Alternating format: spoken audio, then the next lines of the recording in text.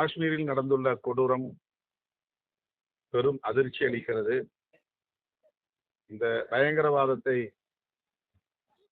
கடுமையாக நசுக்க வேண்டும். உயிரிழந்த குடும்பத்தினருக்கு எமது ஆழ்ந்த இரங்கலை தெரிவித்துக் கொள்கிறோம். பாஜக அரசின் தவறான கொள்கை மற்றும் ஜம்மு காஷ்மீர் விஷயமாக அவர்கள் எடுத்த நடவடிக்கை இந்த விளைவுகளை உருவாக்கி இருக்கிறது. அது மட்டுமில்லாமல் உளவுத்துறை தோல்வியடைந்திருக்கிறது என்பதைத்தான் இந்த சம்பவம் உறுதிப்படுத்துகிறது. ஆர்டிகிள் 370 இந்த 370வது உறுப்பை அகற்றிவிட்டால் அங்கே பயங்கரவாதம் இருக்காது என்று தொடர்ந்து பாஜக சொல்லி வந்தது. அதை நீக்கிவிட்டார்கள். பயங்கரவாதத்தை ஒழித்துவிட்டோம், சுற்றுலா பயணிகள் அங்கே சுதந்திரமாக போகலாம் என்று சொன்னதன் அடிப்படையில் அதை நம்பி போன சுற்றுலா பயணிகள் இன்றைக்கு படுகொலையாகி இருக்கிறார்கள்.